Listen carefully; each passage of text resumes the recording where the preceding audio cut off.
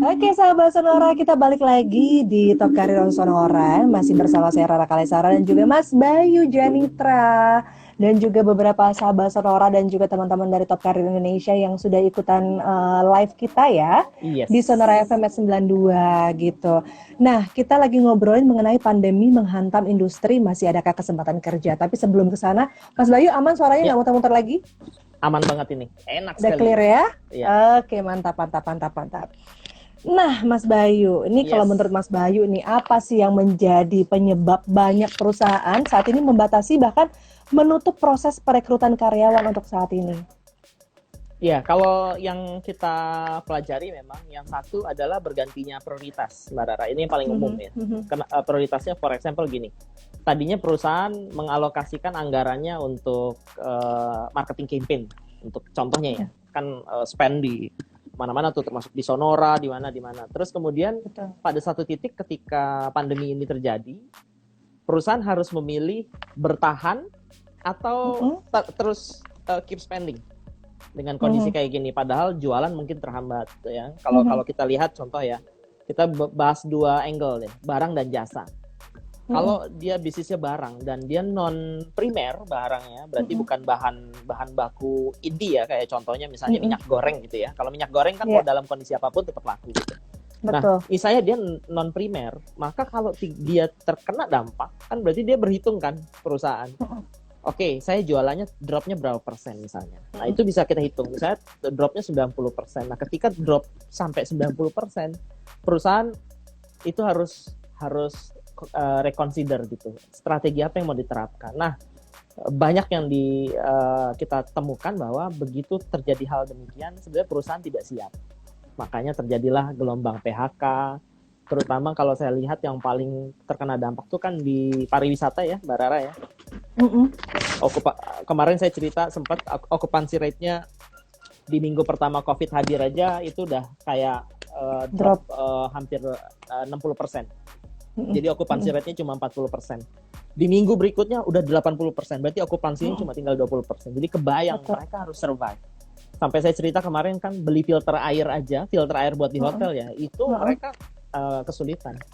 Oh ya? Artinya di sini memang inilah yang menyebabkan kemudian perusahaan itu mulai membatasi dan menutup proses rekrutmen. Kalau mereka fokusnya untuk ngurangin operating cost, berarti kan mau nggak mau mengurangi karyawan dan menghentikan untuk proses rekrutmen, sudah pasti. Jadi kayak gitu. Okay. Nah, itu yang terlihat sekarang. Tapi masih ada harapan nggak sih Mas untuk yang saat ini tidak mempunyai pekerjaan, unemployed begitu? Masih ada nggak perusahaan-perusahaan di sektor apa saja gitu ya? Mungkin saat ini justru membutuhkan tambahan tenaga kerja atau membuka lowongan pekerjaan. Oke, kalau dari rilis ya, saya lihat dari global data ya. Global data ada 6 industri yang still growing, jadi masih berkembang. Artinya kalau di sisi industri ini masih berkembang, berarti kan bisnis masih running ya.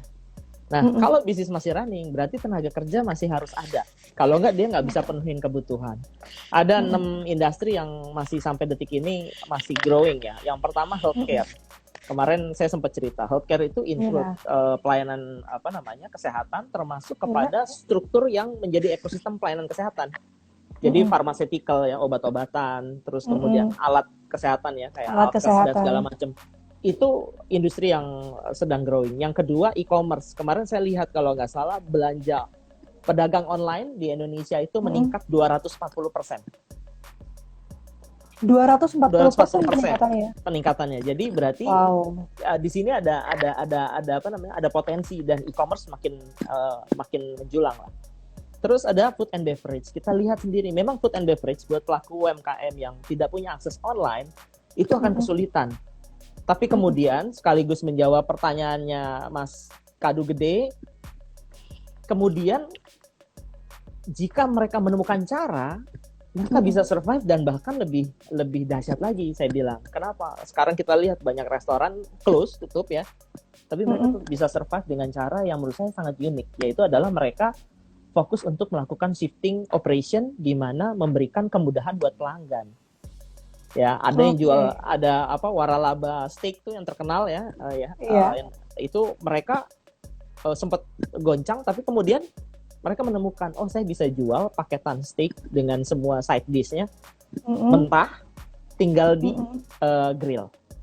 Nah, itu salah satu metode menurut saya. Nah, terus yang keempat adalah telecommunication. Nah, nggak mungkin kita di rumah nggak pakai internet, nggak pakai akses untuk doing banyak kegiatan kita. Yang kelima yang saya lihat, agriculture ini juga lagi growing juga sebenarnya. Kenapa? Orang udah mulai tuh aware, oh iya ya berarti makanan saya harus lebih baik, lebih sehat, lebih natural. Nah, itu. Nah, terakhir adalah di expedition. Jadi kalau pertanyaan Mbak Rara, ada nggak sih industri yang masih growing? Ada, 6 industri itu masih growing dengan segala fungsinya di dalamnya gitu. Oke, kalau di Top Karir sendiri, Mas, masih ada nggak perusahaan yang memasang lowongan pekerjaan di situ? Masih ada. Peluangnya gimana? Nah, kebetulan 6 industri ini yang memang kelihatan di tempat kita masih giat melakukan perekrutan. Terutama di sisi logistik atau ekspedisi ya, karena memang delivery barang dan jasa ke end user itu sekarang nggak gampang. Ya, ini yang menyebabkan sebenarnya logistik atau distribution atau ekspedisi ini lagi mulai berkembang lagi gitu. Jadi ini ada kesempatan.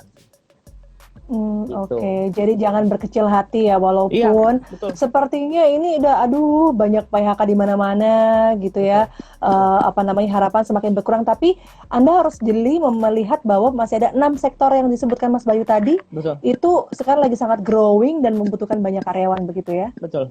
Kalau dari industri kan tadi 6 tadi ya, tapi juga kalau kita lihat lebih detail ke dalam, sudah ada beberapa fungsi yang memang itu 4 core yang selalu ada di berbagai industri. Saya juga baru ngelihat.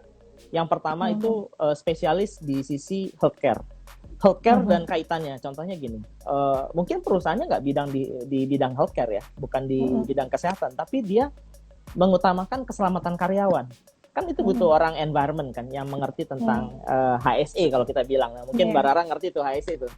Di industri sebelumnya HSE itu sangat unik betul. Kan. Jadi gimana caranya membuat aman dan nyaman buat para karyawan. Itu harus ada spesialisnya. Nah, itu satu. Yang kedua, data spesialis. Nah, data spesialis ini juga dibutuhkan sama banyak perusahaan untuk apa? Mencerna data-data yang ada. Kita lihat di dunia ini banyak banget rilis data tentang penurunan ekonomi, potensi setelah epidemi, terus kemudian dampak paling jelas dari epidemi. Itu kan banyak data yang tersaji di dunia kan. Nah, itu belum tentu 100% benar karena tiap negara punya case-nya masing-masing. Terus customer service, kita lihat sekarang seberapa sering Mbak Rara dan saya jauh lebih menghabiskan waktu untuk bicara sama customer service untuk layanan. Nah, mungkin beberapa hal inilah yang menurut saya masih ada yang potensi di sini dan kita harus benar-benar jeli. Kalau kata Mbak Rara, jeli melihat peluang. Betul. Nah, tadi kita sudah tahu sektor apa saja nih sahabat Sonora yang masih berpotensi untuk mencari banyak karyawan di situ dan sudah di breakdown juga di bidang apa saja begitu ya. Nah, nanti tinggal bagaimana strateginya kita menjadi orang yang cukup kompetitif untuk bisa bersaing dengan yang lainnya. Kita akan bahas setelah jeda berikut ini. Tetap di Top Karir on Sonora.